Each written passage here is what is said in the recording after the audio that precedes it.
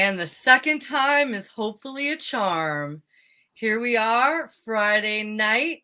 I'm north of Boston, Mary's south of Boston, and we are CWC's Clown World All right, Friday get out. night. Get out. Here I am. I was trying to do a normal intro. So, instead of being like, usually when I come on, I'm like, you are live. You are live. It says I'm live. Anyway, welcome anyone that's here, anyone that's listening now or later. I'm Faye. This is my first cousin, who's more like my sister, Mary. We talk every Friday night. We're two moms figuring out the new normal. And I have fun with our conversations. So here we go. Hello, Mary. Hello, that was quite an adventure. So we already spoke for 3 minutes. It said we were live, but we weren't live. So we had to take down the whole stream and everything. So I hope people realize that we're over here now. So maybe I should send out something. Okay, RT found us, so that's all that matters. Hey RT, hey young love. So anyway, first things first. New do, new you, Faye.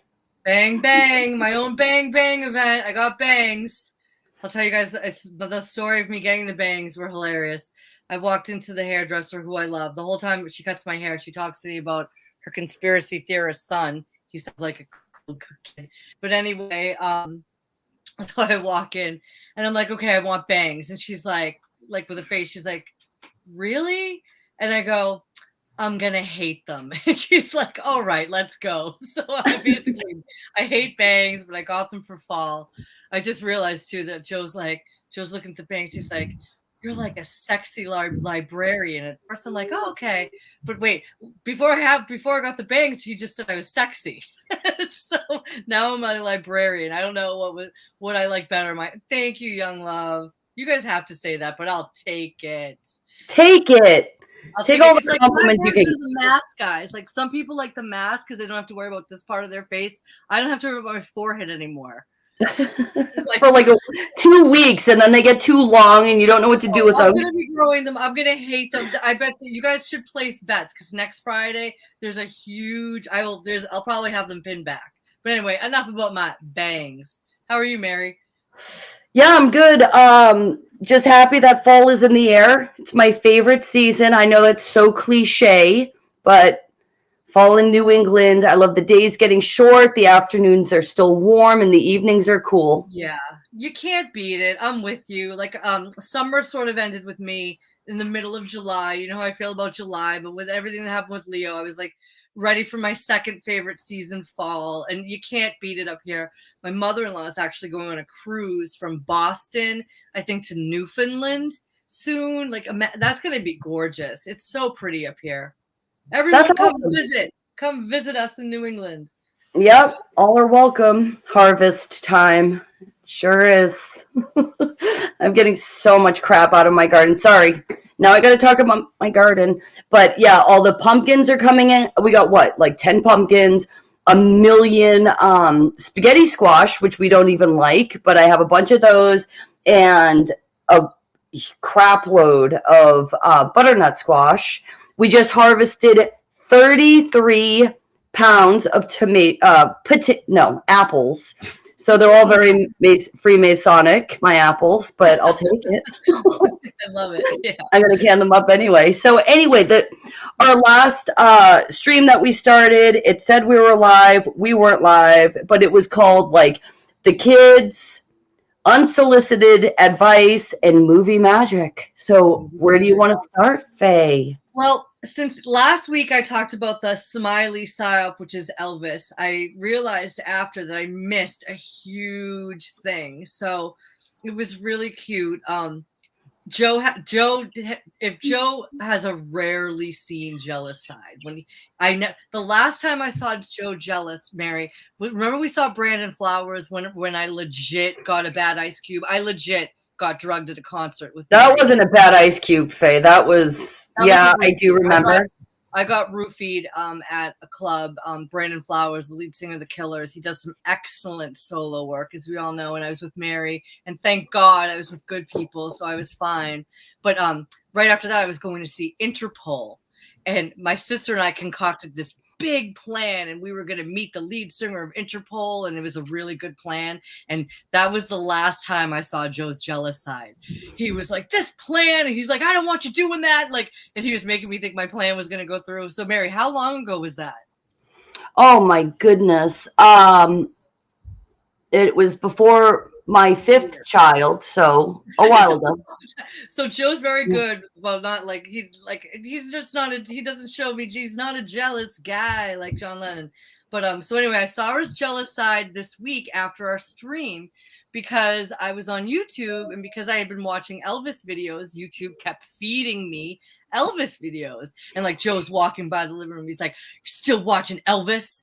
Like you're like jealous of some dead guy that's like young, but he's not really jealous. But I was watching a lot, so I watched a little more of the Elvis videos, and I noticed that before last week I had talked about the effect on women and just Elvis himself.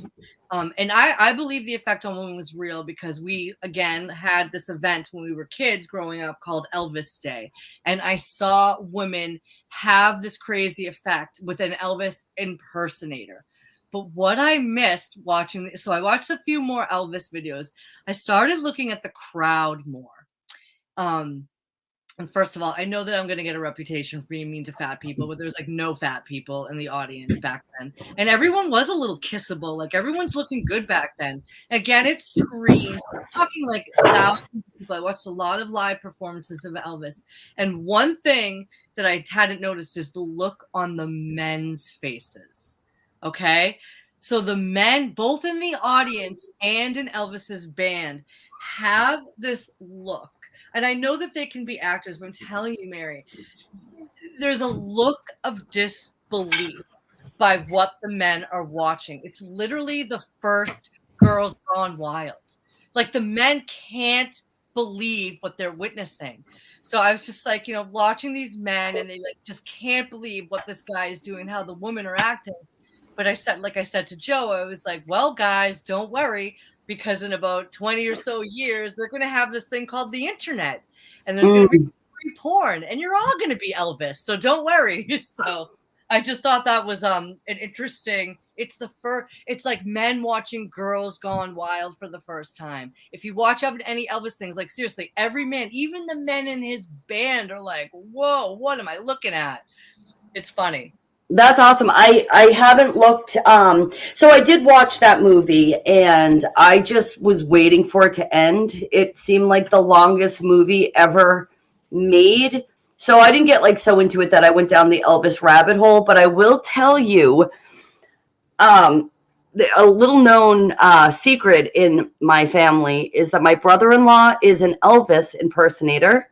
Yes. And I was telling my sister about last week's live, and we were reminiscing about Monk Elvis, and she said to me, my husband just did a wedding, and she's like, I felt like a roadie for him. She's like just walking behind him holding his crap, and everybody's like, you made the night, oh, you were fabulous, all this kind of stuff. People were like acting like he was women were probably doing it. With his wife right there. That's in the movie. Remember, Elvis is making out with women in the audience, and his wife is looking at him. It's the Elvis effect, and it really was. I know it is like the long-term goals of these people is to have pornography in the hands of third graders for free. I get it. And again, it still makes me smile. Like when he comes on, like I'm like, oh, Elvis. What's funny when we were watching it. When we were watching it, and I was like, acting like, me, I was not into it. And I was just like, oh my God, will this movie ever end? But I will say I kept smiling at certain things, and I was like, Faye's right. He's making me smile. Smiley psyop, for real. But I watched the movie that you suggested, Big Eyes. We can get into that. It was a good movie, very interesting. Yes. Yeah. What did you think? You have to have thoughts on it. Well, first, I mean, I know art is subjective, but the art was terrible. Like to me, it's the creepiest art. I would never hang one of those pictures in my house. If I saw it in the dark, I would be scared. I would have nightmares. Hey, but each to their own. Hey, Joe, maybe you can bring up my newest art piece that makes me smile. I'm obsessed with my newest art piece on my wall. You guys will laugh your ass off. It'll be like this. But Faye, oh, so you have an opinion on art? But anyway, so the art was terrible in my opinion. It was interesting. I liked the first line of the movie. The first line said, "The 50s were wonderful if you were a man." Exactly. And I've had my creative work stolen before, as you know, from an indoor cycle studio. They completely ripped off my style and my ride. So I've Yeah. been there. So what did I don't know, like it was interesting. What did you like why did you what I wasn't the best movie I ever saw. Like what drew you to it so much? I have said this is gonna be a little controversial and show my true colors a little too much. But I've said to my husband 1,000 times, if you and I were two men up here having the conversations that we have, our channel would have grown a lot faster.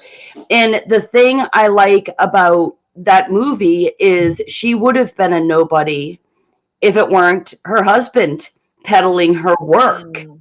And so it's like this weird catch 22 of like, I'm not a feminist. I just know that men like to like not like other men, but they trust other men. They give them a little bit more respect even now than they do to broads on the broadcast. So Right, we to are me, broads on that go ahead. yeah.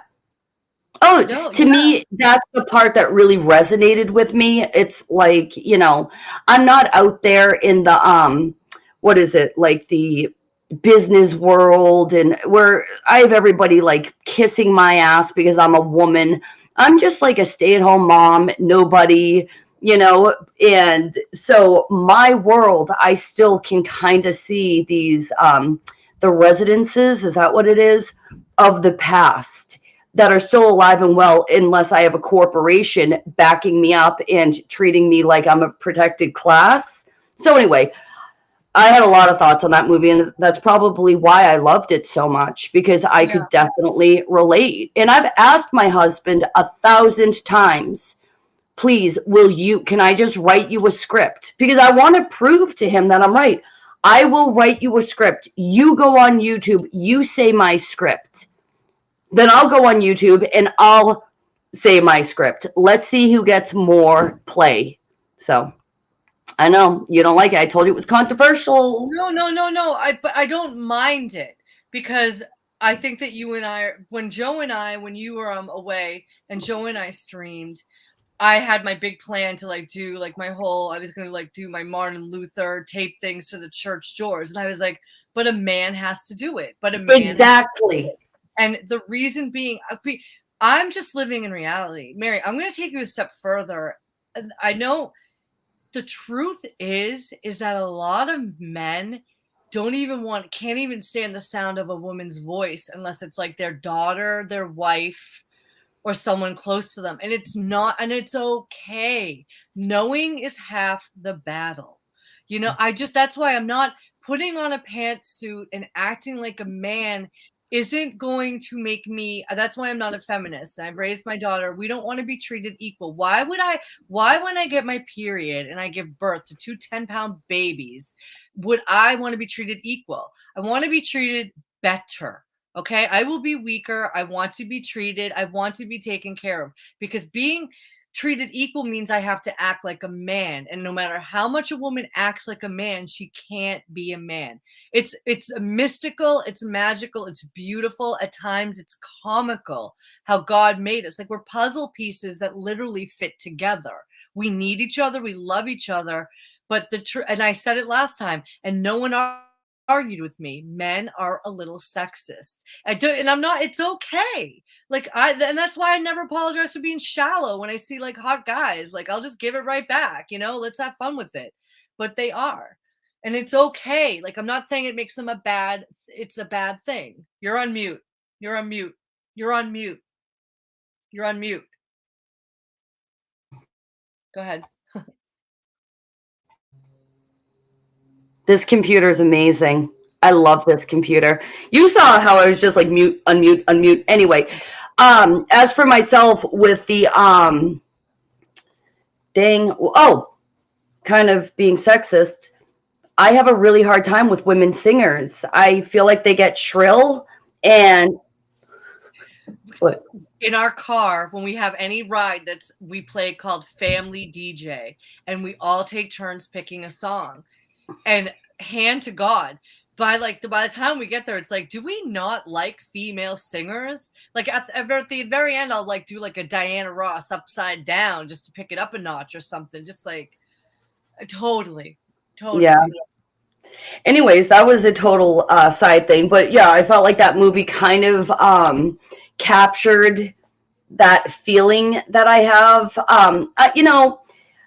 It's not like I'm like persecuted or anything. Everything's fine. It's just a little thing, like the nuances of my life that I do pick up on these things. And the same thing on Discord. I know that if my husband was up there saying the crap that I say, he would get a lot more amens. But because I'm a woman, they'll be like, yeah. In the internet age, it would be very simple for you to make a new profile and pretend to be a man. You could do your little test, and I'm not going to be a liar.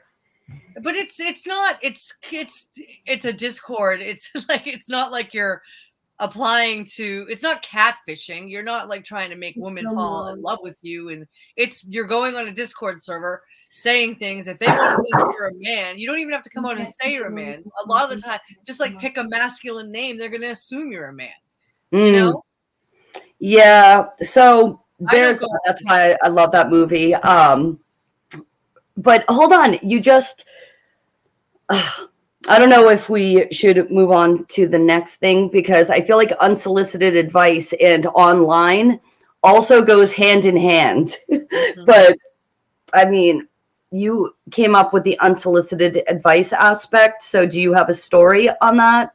Well, my sister, do you ever, like, when you're like kind of going up throughout your day, and it doesn't happen to me every day, but every once in a while, like some wrong that someone did you from the past resurfaces, and I guess kind of got mad about it again. Growing up, I had quite a few concern trolls. Nowadays, we call them concern trolls. A lot of them were family members, and thankfully, Mary, I can tell you, hand to God, it was never your family, because you and your sister was the one I called to complain about these concerned trolls. But like, I would have people over for tea or something and come over, and then like a few days later, I'd get like an unsolicited email, just all about my life and what I'm doing wrong, and maybe I should talk to someone. And this was a reoccurring thing in my life. And I was talking to my sister about it, with age, and I'm middle-aged now, and with age comes wisdom and experience. And it's like, you know what? I'm really glad I didn't flip out, listen to these people who back when I was younger, I thought had my best interest, but I was like smart enough to be like, I didn't know that they were projecting, but they were clearly projecting. Like, I could never imagine like being a guest at someone's house and then having the audacity to sit down and write them a letter to tell them what's wrong with their life and what they're doing wrong. So that was a few times. So that was very unsolicited advice that thankfully I ignored throughout my life, because now it's like my fruit is visible. Fruit is visible. Okay. My marriage hasn't crashed and burned. Nothing that you said came true. And it's like, so circling back to unsolicited advice, I see a lot. One thing is that people, thankfully, are not suffering from low self-esteem. People out there are feeling themselves, Mary, okay? And I'm just seeing a lot of people give advice that maybe they're not qualified to give, and they're kind of like not everyone. A lot of people have seen, and I'm totally guilty of this. They're coming off as know-it-alls, but like, I'm just saying, like, let me get, like, if you're on your third marriage, maybe like giving relationship advice isn't your place. It's okay.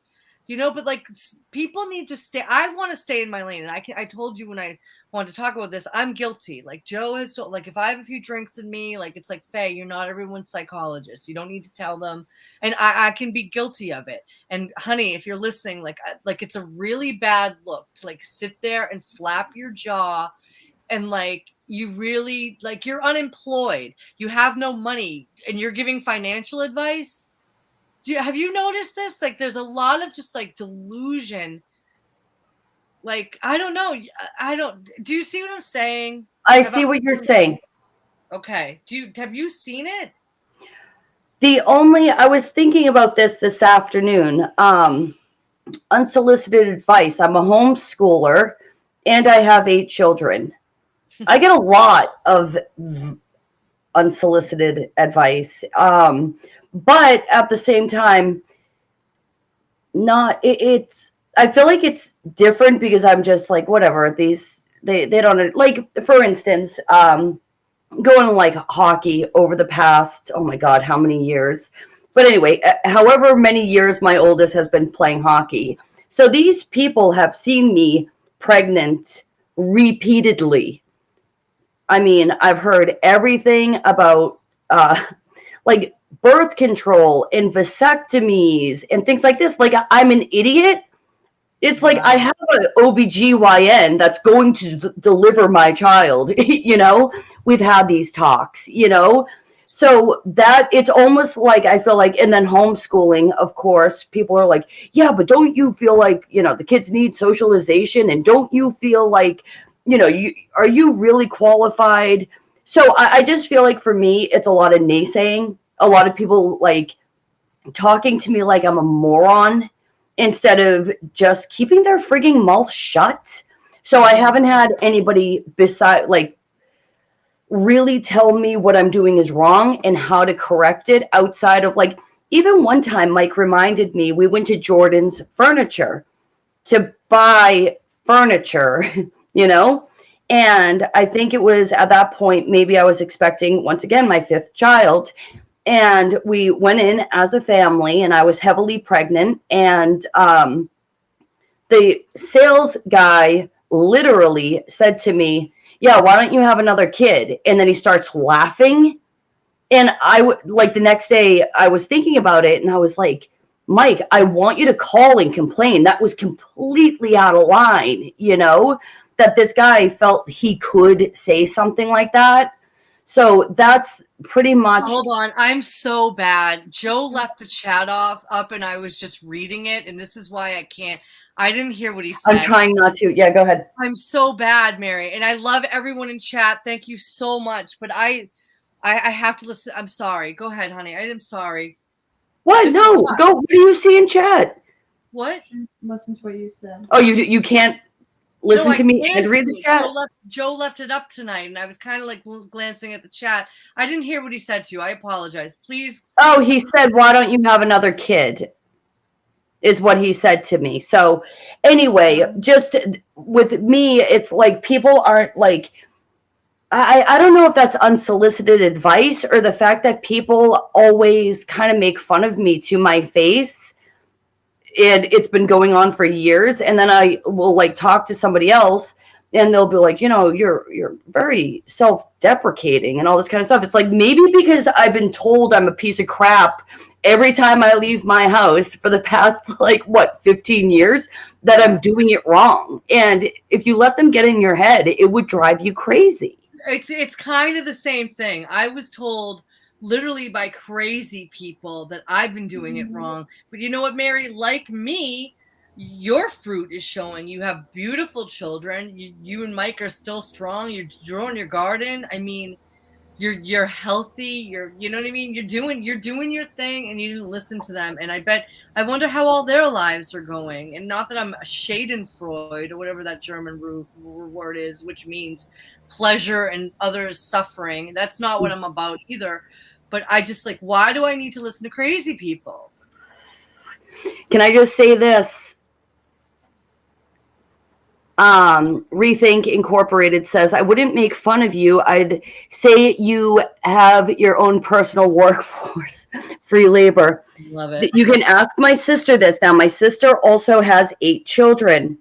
When we go out of the house, like when I go out of the house with my 8 children, or she goes out of the house when she had all 8 children at home, people would like seriously side eye us. They still do to me. But if my husband, you guys are going to think I'm a freaking feminist, which I'm not at all. But if my husband takes out the family altogether, they'll be like, oh, God bless you. Look at you. God bless you. So again, there's like, I don't know if they look at me and think that like maybe I've like 8 children from 8 different guys and I'm only having kids. Like, but they never treat my husband that way.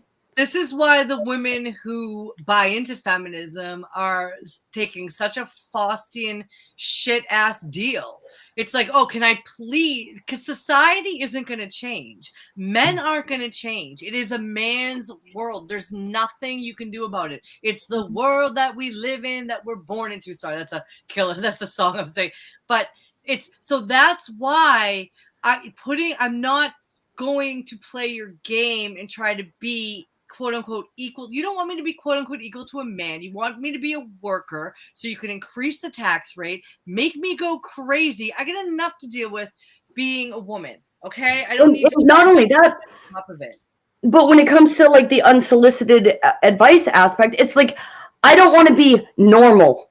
Leave me alone. Obviously, I'm making these choices. I live my life a certain way. Stop telling me how to appear normal to you. What's that? One of my favorite quotes is to be well adjusted in a profoundly sick society is no indicator of health, Mary. Okay?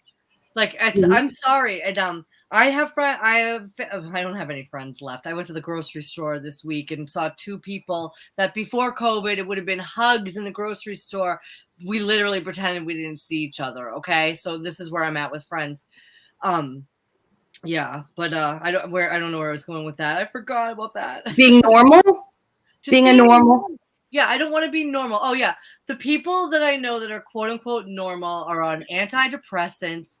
Their marriages are on the brink. They will not get divorced though because they love money so much. That's my boss, who's a really smart lady, is like, Faye, she's like, everyone wants to get divorced. She's like, but they won't because of money. Because of it's like, wow, the table, it's really come full circle with the divorces. There's like a bug flying in my room, which drives me crazy. I have a moth and it wants to land. Whatever. That time of year in New England, like the bugs know it's almost over for them, so they're like fighting for their lives. Yeah, and apparently squirrels are too. I haven't seen so much roadkill in a long time, but have you noticed a lot too? Yes, it's going to be a cold winter. I think the farmer's almanac is right, and the animals are acting nutty still. Well, but I'm very thankful we have a wood stove that Joe put in. It's the best thing ever. So you better reserve your wood now, Ferry, because there's been a wood shortage in Massachusetts since 2020. And so when we ordered it in 2020, we got like this petrified, horrible, ugly petrified wood, which we paid top dollar for, of course. And then for the next 2 years, we always order a year in advance so we can get like decent wood. So I'm hoping we get our 2 cords this year because we have a wood burning stove. And last year, the price of oil, we were living, as you said, in a different time period over here at my house. So there's that. There's that. I know I don't like winter. I'm not looking forward to that, but I do. My hot tub is 4 seasons. So there's that. That's always nice in the winter. Mm-hmm. I still think you should get one. Wood heat is the best, but I will say wood heat also dries you out. I mean, I guess I could put like a kettle of water on to get some humidity in, but yeah, I love it. I love the fireplace. And back to the movies. Like, sorry. Sure. Back to the movies. So I watched Whatever Happened to Baby Jane. And guys, if for those of you who love like thrillers and stuff like that, I did see it a long time ago. I'm so glad that you mentioned it because wow, it really is like a chilling story. But show everyone like, oh my gosh, the pictures of the ages. That's amazing. Oh, I'm so happy. So last night also, I will say, me and my oldest son, we watched Gran Torino. And that's Clint Eastwood. He's, I think, 77 in that movie. Very dignified, even though he was wicked racist. My but mom a very loves dignified. him. Yeah, my mom Very dignified. There's something. Okay, so he's a very dignified older gentleman, and from a different time. So I was showing Faye this, and it's a picture of Betty Davis in Whatever Happened to Baby Jane. Oh yeah, Betty Davis. Yeah. Is that what you meant? You're right. I was thinking Betty White, but that's crazy. So here's a picture of Betty Davis in Whatever Happened to Baby Jane.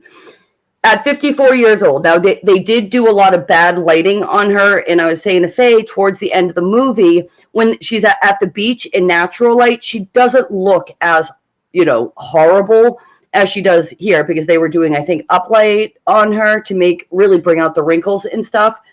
But I was saying to Faye last time that she's the same age as J-Lo. Let's see J-Lo.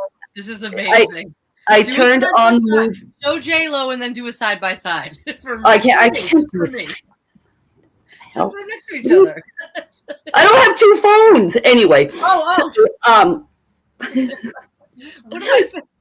I don't know, Faye. You think that I'm being high tech over here. I'm not. But anyway, so I turned on the movie Marry Me with my daughter, thinking a little rom-com might be nice.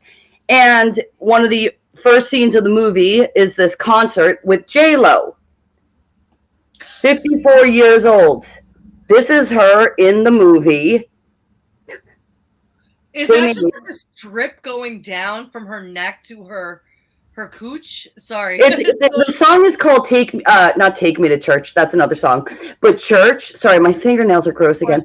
But, so that's why she has is that the Rosicrucian window or rose window behind her? She has a bunch of these, like, obviously straight men there, and she's wearing a big cross on her.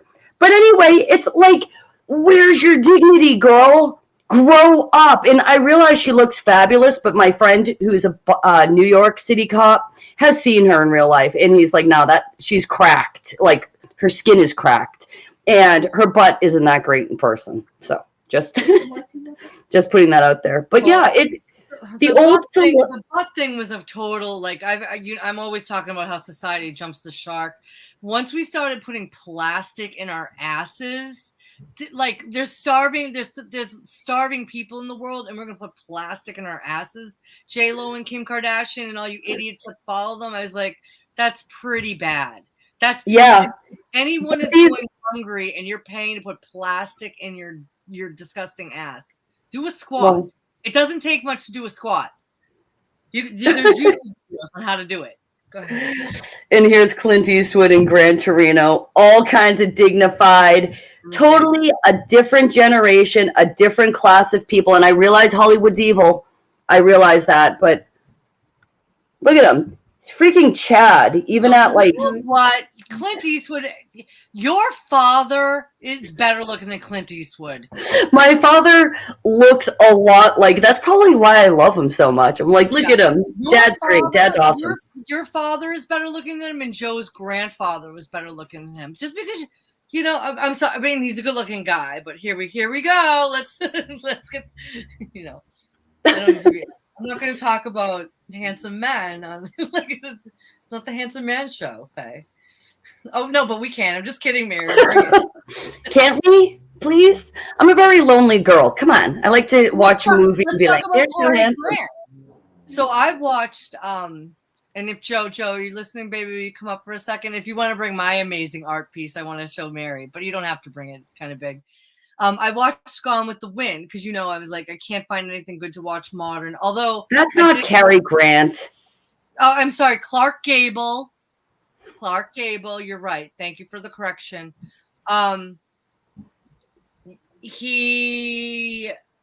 there's a scene in Gone with the Wind that was really, really disturbing that I've never heard anyone talk about. But What was that movie, Faye? who's that? Are you talking to me? Yeah. No, I'm talking to the other. I don't know. What are you talking about? I'm just thinking my father was better looking than Clint Eastwood. Same generation. I'm telling you, their generation. My father, who's now almost 80 years old. Guess what, guys? He's still tucking in his shirt. His jeans are, straight, and he's looking fabulous. He gets his crap together. Whereas I go out of the house in like pajama pants and I know. a shirt, and I just look. Going back to it's like the Elvis crowds. It's like you all look. I have to say, you all look pretty kissable. Like everyone's like put it together. I mean, I guess when you go to a concert, you like put a little more effort into it.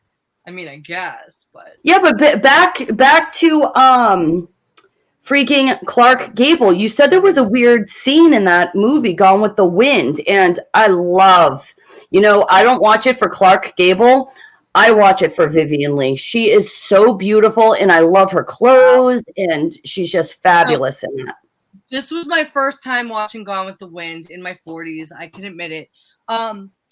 Poor little Vivian Leigh's character, Scarlett O'Hara, sure does grow up a lot. Talk about losing everything. I was like, she starts out as like this. I mean, I'm sure everyone knows. So, good movie. I mean, obviously, it's Gone with the Wind. Yeah, the most disturbing scene in it was like, so you got Rhett Butler, okay, and he's like, I guess back in this freaking bug. But anyway, there's a bug flying around. It's gonna drive me insane. So Rhett Butler, back in the day, I'm sure all the ladies loved him, and then him and Scarlett have a baby, and didn't you hear what Rhett Butler said? He didn't even want a boy. He was glad he had a girl.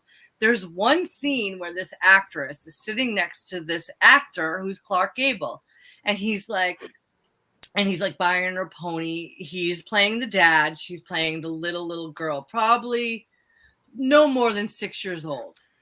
And in this scene, he's like, give your best guy a kiss. And he literally, open mouth, takes this little actress. I'm telling you, it's like, he's like this. And he squeezes her in. And like this actor, old guy, is like open mouth kisses this girl, no tongue, but it's still disgusting. And even like they couldn't even get the scene right. The girl is like squirming away and has a look of disgust on her face. Before I've had to shut off things because I see the open pedo stuff on it. It's an open scene where this girl was completely uncomfortable. I'm not reading too much into it. I promise you, if you rewatch Gone with the Wind, you'll see the scene. I'm gonna have to check it out because that is very disturbing. Very disturbing. Very disturbing. Yeah, who's that one that's like this comedian? She's a African American actress, and she just got in a crap load of trouble for a comedy skit that she did, and it's like wicked pedophilia. Like, I don't even know if we can say that, but anyway, and it just reminds me of like, what's his name? The Rock on SNL, and he's like, I made this machine, and it's a robot that, assaults children. So anyway, this agenda goes way back. The casting couch. The casting coach wasn't only for beautiful women. People do say that it was for children, going all the way back. Yeah, and it does go all the way back to Gone with the Wind. It goes all the way back to Shirley Temple. And you and I have been talking about this way before we even started live streaming, how many shows I've had to turn off because the actors in it aren't being appropriate. Like, it's in our faces. Like, you can talk, people can get upset about secret islands in the Caribbean, who's going down there and stuff, but literally it's on your TV in front of your face. I had to stop. I heard a lot of good stuff about that show. This is an older show, but it's called Girls. It's just called Girls with Lena Dunham or something, and she's disgusting. I shut it off within 5 minutes. The first scene, episode 1, season 1. Okay, it's the first scene of two people having sex, and I guess I'm desensitized to that because that should really be enough for me to shut it off, but it wasn't. And so they're like role playing, and the guy says into the girl's ear, "You're an 11-year-old girl. I got off the street," and I was like, "Click off. This is a hit show." That's the first line in the show, people. With a My Little Pony backpack. Don't they throw in like the My Little Pony backpack? You told me about that years ago when you first saw it. Weirdos. I don't like. That's one of the other things. Like, I'm sorry. Hopefully, every single one of us. Whether I'm not saying every single one of us was raped or molested as children, but every one of us dealt with sexual inappropriateness at the very least. Every single one of us. People have asked me, were you not people always ask me, but if people ask me, were you molested as a child? Like, and I'm like, yeah, because I was under the age of 10 and I found a pornographic magazine when I wasn't ready to see it. And so did anyone touch me under the age of 10? Probably not. If they did, I blocked it out. But I found a magazine that I was not ready or able to see. How did we get on this? Sorry, I'm not like laughing. Oh, it started with Clark Gable and that weird bullcrap. So Francis Sage says here, he said, just saw a documentary called Girl 28 about an old-time Hollywood cover-up. I'll check it out. Where was it? I mean, I don't know. This is like, honestly, like, on the show The Office, Faye, I don't know if you've even gotten to that scene where Pam brings in the two babies and Jim is there and they're anyway, so she has the two little children. What? Go ahead. Two babies when they have a baby? So she has her older daughter and the little baby boy, and the children in the scene start crying. Every time I watch that, I start tearing up because it's like, to me, it's like, how the hell did they make these kids cry on cue? And it's just so upsetting. So I can't even get into that. How deep. I know because we're moms, but it is reality. We were talking about art before. There was like that art series that came out of these photographs of these children who were clearly like, they were screaming and crying, and they were like pictures, and they're like, this is art. It's like, what the hell did you do to these kids to make them look like that? Like, that's not normal. But in our sick society, they put it up in an art gallery. You remember what when we were back in the day when you and I were both on Facebook? I remember parents sharing pictures of like their kids with the Easter Bunny or Santa Claus, and the kid is like crying hysterically, and then the mother would post it. Like, remember that girl Helene was like notorious for them, and she'd be like, "Oh, it's so funny." It's like, your kid is so upset. You didn't like get your kid out of that horrible, like terrifying situation, and they would just laugh about it. And I'm convinced that it's because we've been so desensitized to a child who's visibly upset through media. The other beautiful New England day, I was walking by the beach, gorgeous, and I looked down at the sidewalk by the beach, and in chalk, it was written in chalk, in big letters, it said, "Kids are suffering." Children. The children are suffering in silence, it said. And I didn't see who wrote it. I kept walking, and I was like, wow. I was like, whoever wrote that is onto something. My kids are back at school, as you know, and they cannot again, and I know that like Christian and I on stream, he's like, I don't believe there's bad kids. And I'm with him. There isn't bad.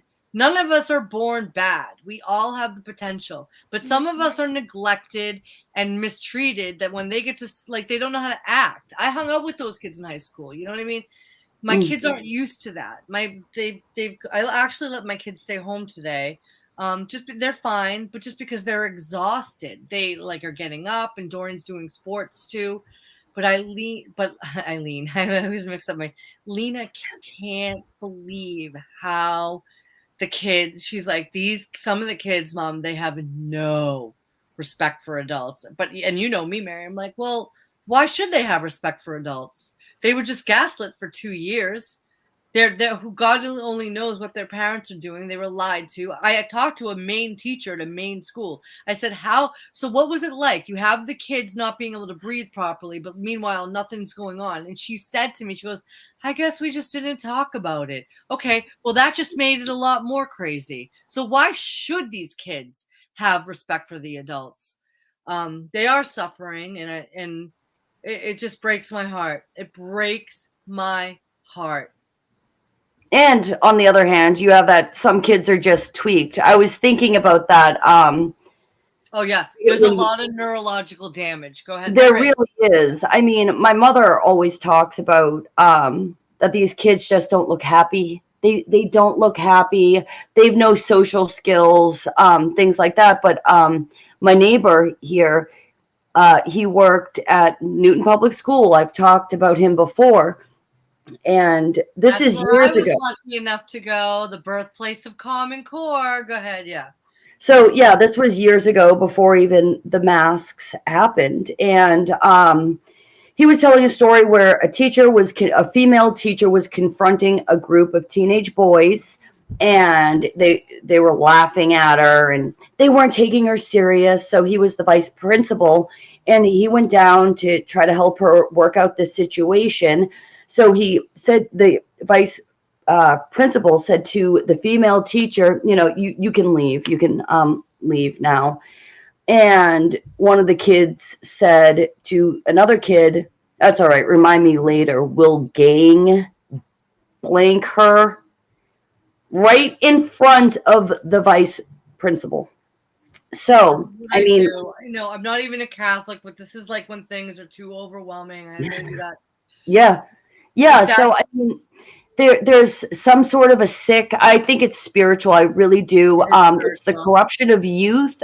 Innocence is no longer in the youth. And we're just seeing the fruits of it. These children have been robbed and they have been suffering, but it's like what you said, their parents gave them a device right in the palm of their hand where they can be bullied. They can get their minds warped. They can do whatever they want, and they can just go to their room. And then when they're done with that, they can go play violent video games, which I'm not against. I do enjoy watching my kids play video games, but their brains are tweaked. And my heart goes out for them. And like when we do, so now that my kids are back at school, and so far so good, I let them have a little rest day today. They're fine, and they have they have their things, and I know my kids, I'm watching them very closely, but now that they're back in school, we have family dinner. I said it's a rule. It's Tuesday, Wednesday, and Thursday, and we have it like Sunday too, but like things happen. But those 3 days, and it's nice because like we're at the age where we actually have like you're with your little best buddy there, like the teenagers right there. Teenagers are fun. Like they're so fun. But I said to the kids, and my heart breaks, but I can't save the world. But I said, literally, these terrible parents have made your life so much easier. I said, all you have to do at school is 4 things. Stay organized, keep your phone in your bag during class, make eye contact, and be polite. If you do these 4 things for these teachers, you're going to get straight A's. And believe me, I'm going to educate them. Okay. I educate them. I do their homework with them. We talk about things. Like, I get it. I'm still their educator. They're just there because I don't have money for like extracurricular activities and horseback riding and all this and stuff. And they're there to get out of the house and to be in this crazy world and to meet other personality types. But you don't, I hate what teachers and kids are going through, but they just made your life so much easier. They've set the bar so low that just by showing up, making eye contact, and leaving your phone in your bag, the teachers are like, wow, you guys, like, and I already see it. the kids, because now remember when we were younger, you would get your grades at the end of the semester, Mary. Like sometimes if you were doing bad, you'd get a warning or something. Yeah. Well, now the kids, it's like real time. They can always see their grades. Oh, the portals, right? Yeah. But Yeah. it's A+, and it's like you're getting that because of what I just said. Eye contact, organization, being polite, and not just keeping your phone in your bag. Like that's all you have to do to get good grades now. And again, it's just socialization. I educate my children. They are just there to figure out other personality types. That's all it is. They're just there. Let's be honest. They're there to hang out with their friends and get the hell out of the house, which I relate to. 100%. Get these kids the hell out of my house. My kids wouldn't go back, so I'm down. I'm down with it, you know. But yeah, there's definitely something. My kids do you know, talk about their peers. My daughter, especially with like the one group of her friends. I won't call it out any group in particular, but one group of her friends versus like a church group of friends. And I don't know, freaking fly. We both have flies. It's crazy. I do think there is something to be said about what? Get out of here. My daughter's talking to me. She's trying to give me pointers. Bertie, how do I say this? Because I haven't learned in 45 years how to talk yet.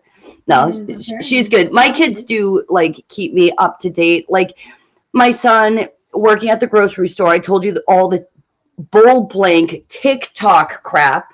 These idiots are coming in and they're like off their phones, even though their phones aren't a piece of shite like my phone. They're like they got the best phone and they're out there and they're destroying parts of the grocery store. And now my nephew works at another grocery store. He sees the same thing because these kids, they want to go viral. Like, what do you go viral once? If you're lucky, you know?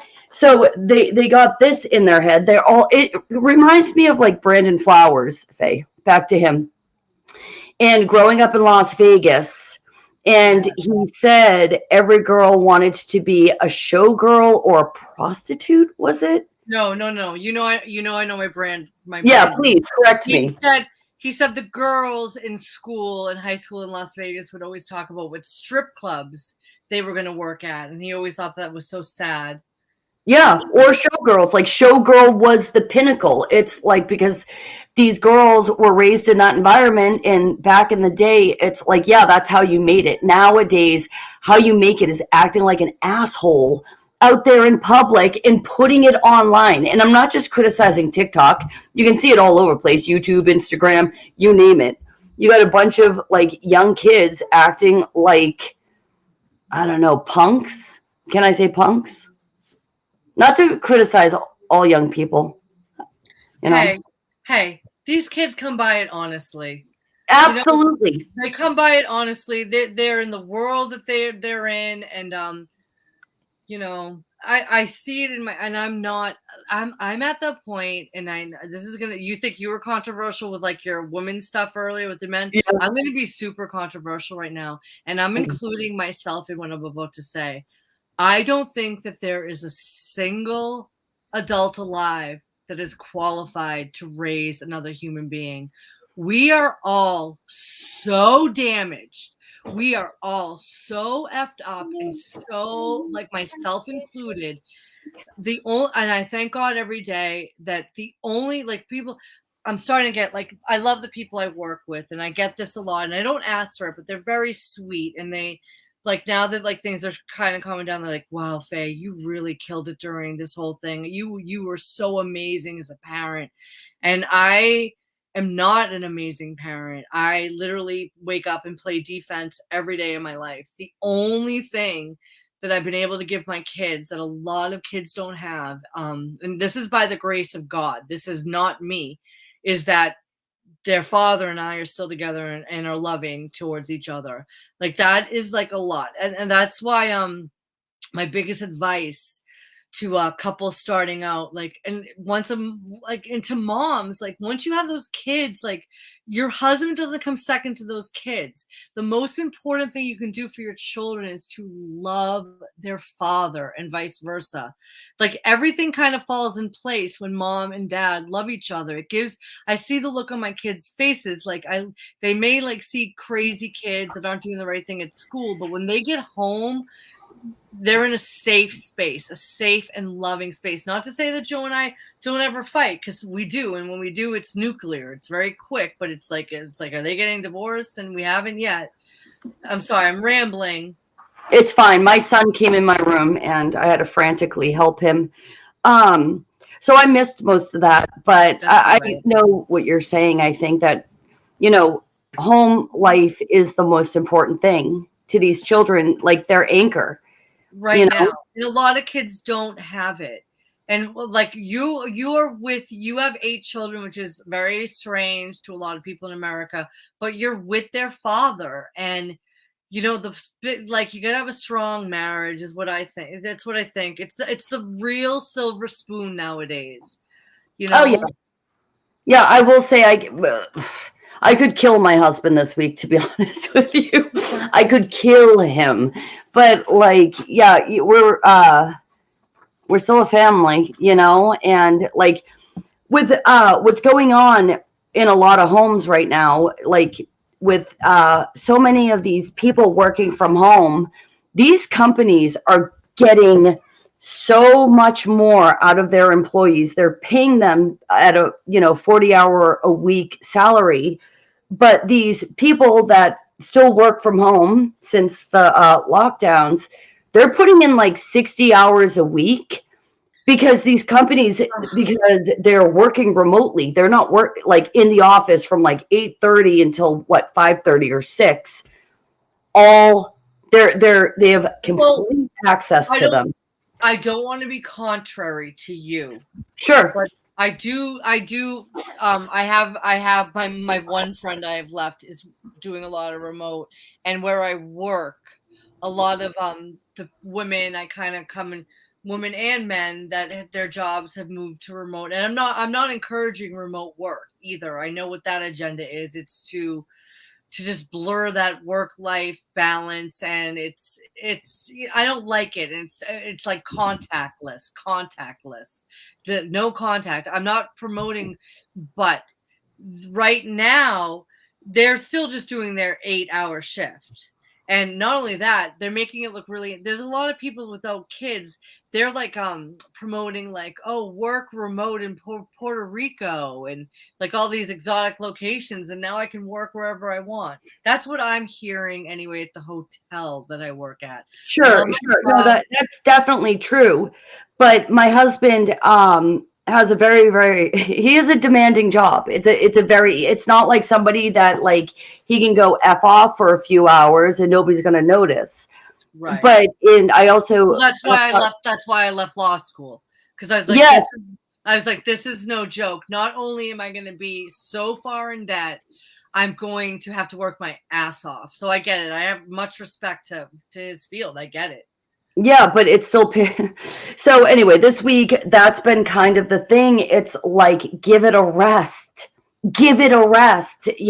Stop with this. Like even at the kitchen table, we do sit down as a family, but the computer I'm on right now is his computer, and he'll be sitting there typing away, still trying to engage with the family, but like everybody's only getting 50% of him. Work is getting 50%. His family are getting 50%. And, I've talked to him about it, but he's like, what the hell can I do? Mary, it's not like he has the option to go to an office. So it's just this reminds me of a conversation like Mary, because we go back to the cradle, you and I. I remember when smartphones came out and you and I were just doing what we're doing now on the phone, like we do. And I remember talking about smartphones, and we were like, everyone is working all the time. It's an umbilical cord to work. And I remember you saying, you were like, it's just a matter of time until this goes to court because these hours are adding up and no one is getting off. People are on call on the weekends and they're not getting paid.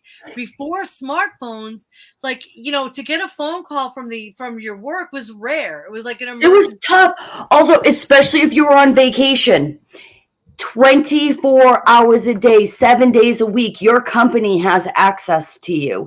It's so messed up. I mean, everything's call just it a becoming cell more and more messed up. They call it a cell phone for a reason. Think of bars. That's why I Yes. have my iPhone 6. Everyone laughs at my little iPhone 6. But let me tell you something.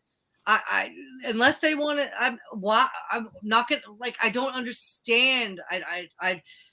This is me. And Mary, you know this is true. When I was like 20 years old, if someone told me, Faye, so people are going to carry around a computer in their pocket and they're going to love this computer so much and they're going to carry it around, it's going to tag them and they're going to have it, I would have said, and I still say, why would anyone want that? I leave my phone at home. Yeah, you guys know what I do. Did I tell you what I do? This is my most genius plan ever. So my phone only works with Wi-Fi. I shouldn't even be saying this into the ether. I don't want, because I feel like I'm going to be cursing my phone. I'm not going to pay for service. I use Wi-Fi. I got my email. I got my texting app. I'm not paying for this. This is something that they should be paying us to do. We should all get a tax break for having one of these things. But I'm not in charge. No one listens to me. We all know no one listens to me, Mary. I know. I feel like this is too upset. Let's go over here to chat. I mean, because I could get really pissed off at, and my husband's, he's a good father. He's a good husband. I'm just seeing him be used. And it's like, on one hand, he's like, seriously, what can I do? I don't know what he can do, you know? And then on the other hand, it's like, I don't know why this is causing us to fight, but it is, but I know there's nothing he can do. So over here. I'm sorry, Mary. Oh, whatever. It's not that, Faye, like in the grand scheme of things, it's not that deep. It's really not. But anyway, I will say that having, oh wait, no. I've known your husband for a long time. He's brilliant. You guys will figure it out. I know, whatever. As my mother said, she goes, yeah, wait until your kids are grown and you two are just standing there staring at each other thinking, now what? Right? Now what? So anyway, not to say that people can't overcome a turbulent family life. This stuck out to me because I feel like I know people that have come from absolutely horrible situations, and I know people that have come from wonderful situations, and they're way better people than I am, both of them, you know. And then I know people, I mean, we do risk making our children spoiled and lazy, which is another like battle for parents. So, and then he says, I will say that having more than 5 children can bring the whole house of cards down financially, emotionally, in just about every, I would love for RT. I would love for you and RT to have a conversation about that, and that's a lot. It's so true. It's like, how many wild cards do I have in the mix here? I mean, for real, I mean, it's a struggle, but oh my gosh, he's going on. Hold on. All right. Unless you live on a ranch in a prairie, growing your own food and making your own clothes. Yes. Having an unusually large family brings so much stress to the modern day family. And that's, I mean, all by design. It's all by design. When I think on one of our first broadcasts ever, Mary, our first broadcast, we decided to go live. We were talking about all the crazy protocols. And remember, Mary, I said to you, I was like, they literally made your family illegal. You couldn't go out to dinner with more than 6 people. You couldn't do this with more than 6 people. It's like, it's so anti-man, woman, and child, and what I call that is antichrist. But yeah, it was anti-family from the get-go. I props to you. They are not making it easy for people with large families. That is for sure. Well, I mean, the thing is, this is where my comfort lies. I chose to have a large family, and I come from a large family. So how destitute will I actually ever be? Is my family, I mean, Faye, seriously, are you going to let me be homeless? Would you ever like be like, yeah, Mary's out on the street with her 8 kids? No, you. So, I mean, I do have Never. a lot of that to fall back on, but not everybody does, you know? And I heard something, now I'm rambling. I think the coffee's finally hitting me. But I did hear something that was saying that people paid more in taxes last year than they did on clothing, health insurance, and clothing, health insurance. I forget what the third. Oh, food. To these, Last year in the United States. So I mean, families are only going to get hit harder and harder going forward, and I won't be alone because it's going to be all families. and then you have and I'm not into the Royals at all, and I can't even. And when I see the people on the sides watching this procession, because I only watched it with Pockets of the Future, of course I have to like watch his commentary because he's hilarious, just making fun of their hats alone. I'm like, yes, Paul, it's so funny. But there was one quote I think really graceful said, and from Charles, the new quote unquote whatever it is with the crown on his head. And I actually had to shut it off, and I really like her. She, you know, is she a bot? I don't know, but anyway, the quote from this guy who's the new king or whatever. He said, "All we do, Mary." I'm quoting him. I'm quoting. Sure. I'm quoting from the biggest welfare family on the planet. Okay, this guy said that all we do, you and me, Mary, and your kids and my kids and everyone in chat, all we do, guys, is take and take. That's all we do. All we do is take and take. But and so. Oh my God, you look like Vivian Leigh. You're on mute. You're on mute with your big. I've been watching the Royals. I love their big hats. I love the pomp. I love it all. So I made my daughter go. I was like, go get my big hat. All right, this is our last episode ever. I can't be friends with someone that likes the Royals. Oh my gosh, I can't wait. I can't wait for the coronation. Right, and did you see how mean they were to Meghan? I saw how mean they were, and she looked like she had social anxiety disorder because they were so mean. I could go on, like, seriously, guys, this is my downtime talking about bullshit the Royals are doing. So embarrassed. It's not. I'm not embarrassed for the family. I'm embarrassed for these crazy guys wearing hats and like being wicked serious. I was embarrassed. Okay, so my dad didn't want any pomp and circumstance when he died. He didn't want a funeral. He didn't want anything. And to be honest, I'm going to put it in writing that I don't want anything either. And so is Joe. And our families are going to probably fight with us. And it ended up being very lovely. We had something very, very small for my dad, just so people could come in. Okay. Sure. But he was a veteran.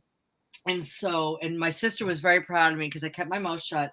But a soldier comes in and he's like, looks at the flag like a zombie and like folds the flag in a triangle. And it's like, I looked down at the floor. I wanted to scream because of what my dad had just been through with protocols. His veteran status meant nothing. And so when I see these drones with the Royals, again, I'm only watching with Pockets of the Future, that I'm not embarrassed for the Queen. I'm not embarrassed for Andrew and Philip and for Meghan and forever. I'm embarrassed for you retards standing on the sidelines like, yay, yay. I'm embarrassed for the soldiers with the hats that are this big on their stupid heads, like marching like drones. Like, did you see the one that collapsed? They're the problem. They're the problem. It's so fake, Faye. See, I feel like you're believing it a little too much. I just look at it as a new season of a soap opera. Yeah. You know what I mean? Like, It's all so fake. It's all made for TV. And I do realize the Queen, is a nightmare. She's Is she reptilian? No. I hear what you're saying. I like what you're saying because I don't believe. So you're thinking that like even the people on the sidelines are paid to be there because I Oh don't. no. Oh, you No. think they're really? Yeah. They're really there because Oh. my husband has one of his companies are over in England, and my husband kind of like joking around was like, "Oh yeah, sorry to hear about the Queen," trying to hold back his laugh. And the people on the call were really like, "Oh yeah, she tried very hard. She was a fighter." And he was like, "Oh my God, they take this really seriously. They take it really seriously." Well, it was So. like Jan. Remember Jan at my work, and she was just like, "Faye, I want to talk about the Queen," and I was like, "Jan, get out of my face! like, grow up, Jan." I need to talk to Jan. I feel like I could be like, Jan, did you see? Jan's been avoiding me at my early shift. She doesn't want to deal with me and my because Jan one day was like, "Those millennials," and I go, "Well, they're not as bad as the baby boomers," and she was like, Oh, that is such a dig. I can't believe you said. "Oh no, I'm just." I love my job. My work is going well. I got a raise, I told you, and Yep. they offered my son a job. Oh So, wow. yeah, he's Awesome. not. I am proud of him because his and he's I mean he is lazy. I'm not gonna lie. He comes from an honestly. He's been laying around for 2 years doing homeschool with his mom. He does play basketball, but I'm not gonna let my kids participate in this nonsense. So there was a lot of downtime. And he's just right now getting in the swing of school. He wants to do a good job, and it's like nice that they thought of him. It would be a good first job for him. What?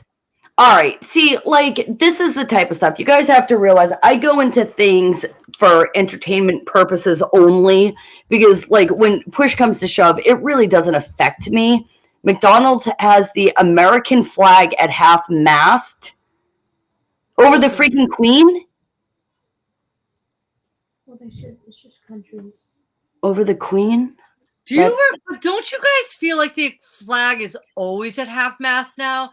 It really is. Driving, I'll be like, "Why is the flag down? Why is the flag down?" And he'll be like, "Oh, some random person died." I don't even know who he's talking about. I feel like it's always down. Yeah, it used to be yes, over the Queen. Oh man, so does my work. No.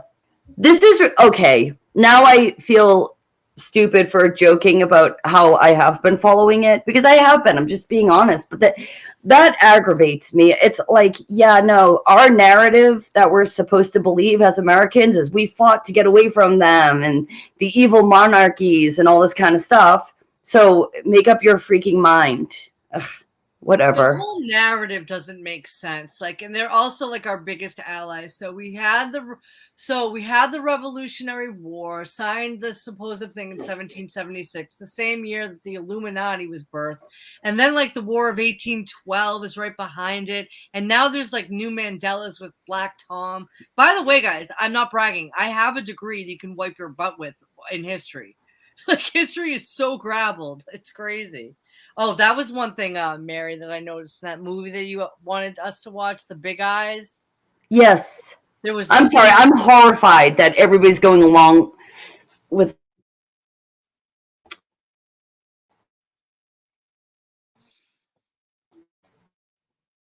Mary's losing it. She's.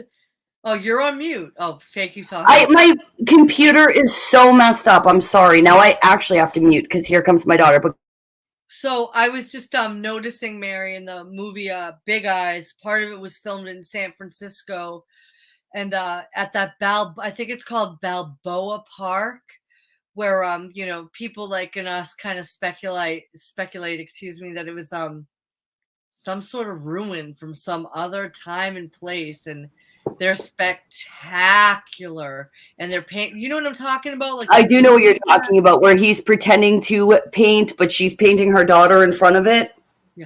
Oh, speaking of, like, we're all over the place.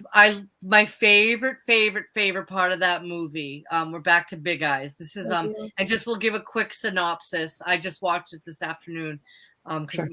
But So there was a woman that painted like these big eye paintings, and she was in her second marriage with a quote unquote artist who ended up being a complete fraud, took credit for her work, but was a bit of a hustler. Like he made a lot of money from her work. And at the end, she ends up suing him to get her identity back. So but this is my favorite part, Mary. It was like so King Solomon biblical what the judge said. And the judge, it was like Oh, we're gonna paint. He was like, there's only one way to solve this. Both of you need to paint a picture. Yeah. This is the type of art she did right there. I hate it's not my style. Yeah. So that was my favorite line. I was like, that is like, if that judge really did that, because today a judge would just be like, well, I'm on the clock, so let's just go and meet and talk about this forever. That judge was just like, okay, here's an hour. Both of you are going to paint a picture. We'll solve this right now. It was like King Solomon, like, oh, it's your kid. We'll cut the kid in half. We'll see who wants the kid. I don't think that ever happened. Britain also laid the groundwork for the Civil War. I thought he was saying like now they're doing it. Oh yeah. Well, sure. Then and now you're both right. Probably. No, I feel like in our country it's more they're trying to push people towards that. I didn't know. But anyway, all the states that are actually commonwealths, such as here in Virginia and up there in Massachusetts, have a special connection to the British Crown. Don't fool yourself. Don't make me get my hat out again. No, I'm just kidding. I mean, I don't know. I don't know who's running crap. People are already saying that the new king is going to be like the Antichrist. And I mean, guys, I don't know. I don't know who's going to be the Antichrist. I'm not that worried about. Remember forever, I'm sure she was drinking like children blood for the adrenochrome and all that kind of stuff. But whatever, she's dead now. Long live the king. They're so gross. They're just like, I think, and I stole that line from your brother Matt, by the way, and tell him I said hello. Maybe he needs to call in again soon. I miss him. But Matt is the one that labeled them the biggest welfare family on earth. They are. Oh, will they bring in tourism? No, it's fine. People are going to come to England for a lot of other things. Like, you can get rid of them. They're terrible. No, I want to get into this whole queen thing because you know that the throne of England has two unicorn spikes on it, and they're like, oh no, it's from a narwhal. It's like, is it from a narwhal? And it makes me so like mad, but yet at the same time, it's like, that's pretty amazing that they have that. Why don't they ever do a DNA? Like we would ever get the results. But anyway, they have a lot. They're because they're raw. They might call themselves royalty, but they're nothing more than robber barons. They stole it.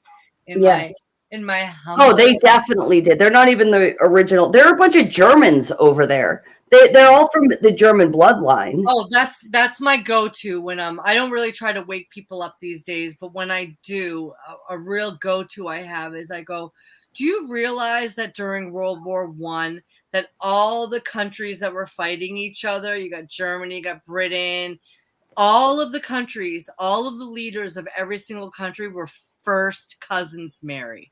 So Mary, that would be like, okay, so Mary, you're in England, I'm in Germany, first cousins. We're both queens, let's just say. And now we're going to have a war. I'll see you at Christmas on Christmas Eve, but we're going to have a war. Literally all the leaders in World War I were first cousins. I tell people, wow. And then people will be like, no, that's not true. Look, it is true. I believe it. They were all like marrying, like we just watched, what was that stupid movie? Yeah, Ever After. We watched Ever After, and he's supposed to marry the Queen of Spain. Barrymore? I like that one. That's again, rom-com, me and my daughter, me and my son watch, other things. But marrying, like, anyway, yeah, like Henry, he was married to the Spain. Henry. Look, I want to Anyway, say, yeah, they were all related.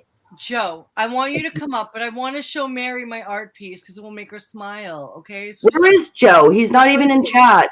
He's probably dealing with something else. I do think that the Austria his girlfriend, now that I have these bangs, he's like, these bangs, I'm out of here. he can't listen. Now your voice annoys him. Faye. But Hey, I do think I'm just being honest. I'm just being honest. And you know what? So you guys all met my friend Unique, and you know Unique.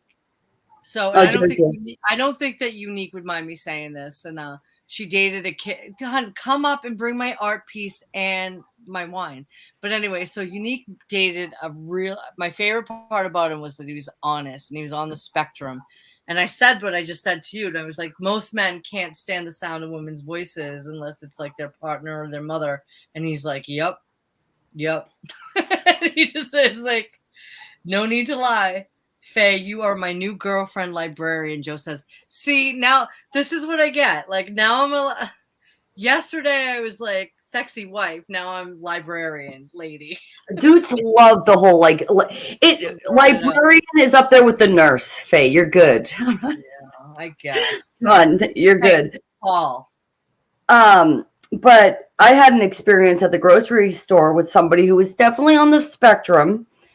So I didn't get involved. I kind of let my daughter handle it. We're at the checkout and, the woman, she was probably, in her late 40s, early 50s. And she was autistic or something. I don't know what the proper term is, but no, but Mary, like you're saying, there's a lot of neurological damage out there she was definitely high functioning. So she was talking to my daughter. She was like, "Oh, what's your favorite subject in school?" and blah blah blah. And somehow it came out that my daughter's like, "Oh," she's like, "Oh, do you go to the high school?" And my daughter's like, "Oh no, I'm homeschooled." And the woman goes, "Why? Just because of the whole mask thing? That's so silly." Like, out of nowhere. That's so silly. I don't understand. Like, why would you do something like that? My daughter's like, I've been homeschooled my whole life. It has nothing to do with that. But I'm sitting there and I'm like, all right, this woman who is obviously, I'm gonna do this special. Again. Yeah, special. I'm doing this again because something's coming. Go ahead, finish. Who's obviously special, got that talking point from somewhere, and it's obviously some sort of media she's been listening to, that now when she hears that people are homeschooled, we're now all anti-vaxxers, or can I even say that, anti-jabbers, we all did it at a protest. It's like she was pulling that information from somewhere, and she felt the need to argue with my daughter about it. And I wasn't going to be mean because literally she was a very special person. So right. So my kids are back at school, and of course I want to know what the mask situation is like now that it's optional. I know that some people love it and they're never going to let it go. And unfortunately, Mary, both of my kids say the only kids at school wearing them are the special needs kids, which breaks my heart. Joe's brother has Down syndrome, okay? Like, I can't even, like, it's just like, why are the special needs kids being deprived of oxygen? Like, I'm gonna flip out, but like again, I can't save the world. I can't. But it kills me. Like, it just bothers me. Like, what's wrong with their parents? Like, are they going to be more special needs if they don't wear a mask now? What is wrong with these people? All right, I'm getting upset. I'm sorry. Namaste. I always wanted to marry a nurse because they were so caring. After CV'd, not so much. They got rid of all the good ones. Honestly, all the good ones retired. Right now we have like a hospital or a city, I forget where it is, where the nurses all had a walkout and they brought all the scabs in. And they're paying. You can just get Michelle. Right, you can just get sexy Michelle a cute little outfit. They sell them. Oh, she's Michelle's hot. She'll look good. I bet. You brought up my own piece. Show out here. Okay. You guys want to see some art? You want to see some art, Mary? Hold on, one more thing. Yeah, not so much. My fantasy about a hot nurse evaporated when I had an appendectomy. Let's Appendectomy. go back to art. Joe just brought my new art piece up.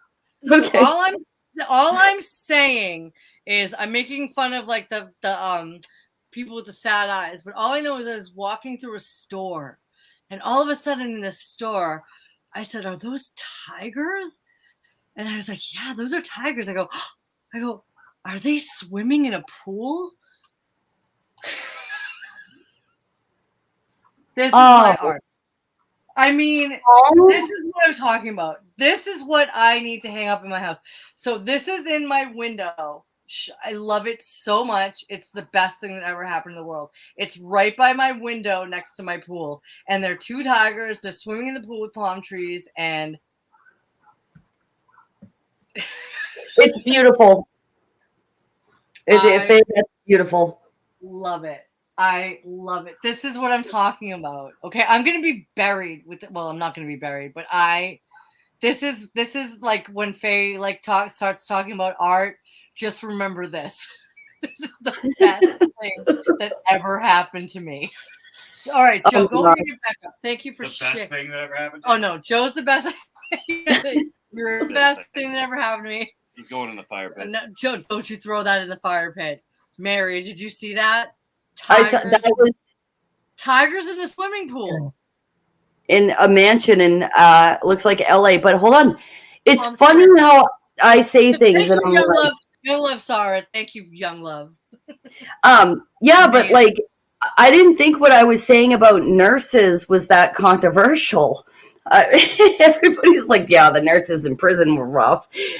Ray doesn't need no ventilator. It's making me think of what's that One Flew Over the Cuckoo's Nest? They made like a Oh, Nurse Ratched. I don't know. Like I mean, talk to anyone that's like having a baby now in a hospital. It's kind of a mixed bag. I feel like everyone comes out of the hospital and they're like, oh yeah, so we had a couple great nurses, but then other ones are like, oh, this other nurse had it in for us. Have you heard? Like, it's a total mixed Oh my gosh, I've had with all my children, I probably had 2 good nurses, and labor is a long time, so there's shift change. I just thought it was maybe I was being like doing a little stereotype. I thought it was a common like dude thing that they all thought that nurses were gonna be like, you know, really nice, domestic, caring people. But I stand corrected. Well, the first step to making nurses nicer is to not have them work 18-hour shifts. I've always said no, it's the money. People going into nursing for the money instead of going into nursing because they feel cold. Definitely a vocation, I think, Faye. Back to that whole thing.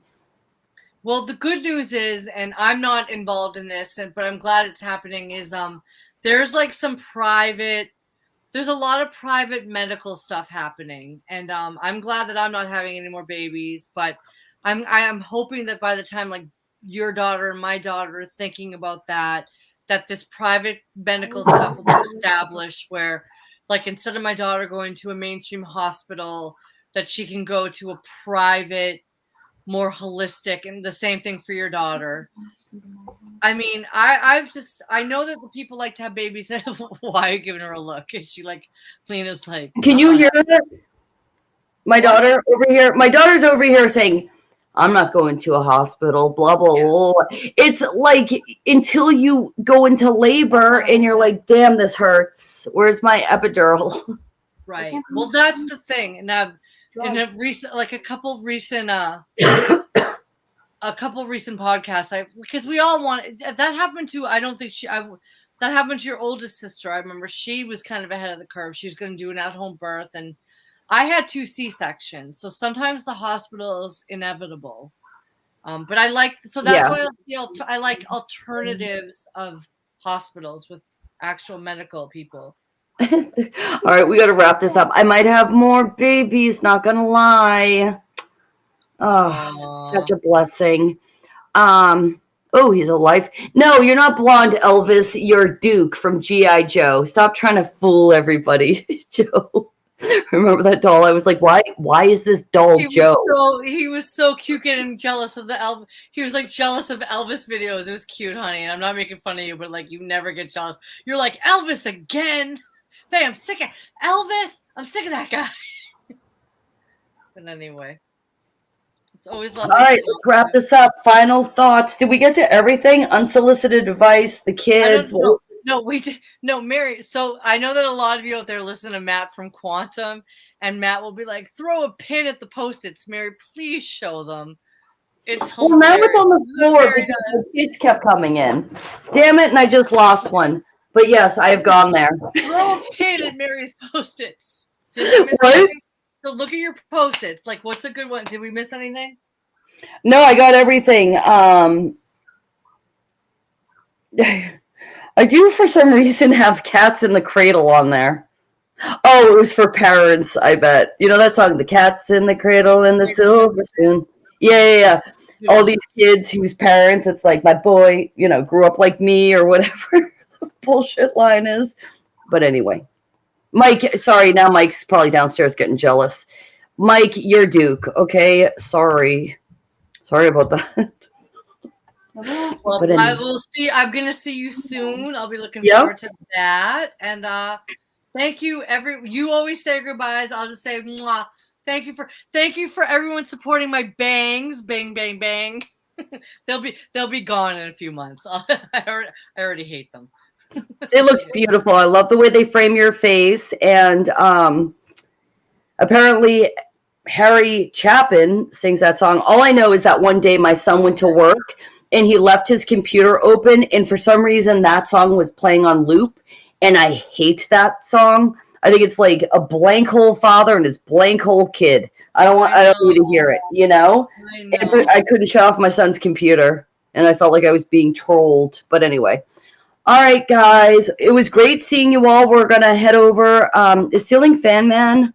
I think they said he started at 8, but Ray's going to be on later, I guess, with him also. Nice. Thank you. So, hey, Mary, I just want to say thank you for representing Clown World Cousins late at night, because I go to bed between 7 and 8, and I'm there in spirit. And I always re-listen in the morning. I do. But you're there. Yeah, no problem. I love it. It's fun. I love that one of us is a night owl, because there's so much going on at night. Yeah, I know there really is. But anyway, it's seriously my pleasure. We always have a good time. So anyways, guys, God bless. He's on tomorrow. Just a correction. Nobody head over there. All right. Love you, Faye. Bye, you guys. Mwah. All right. Bye. Thanks, guys.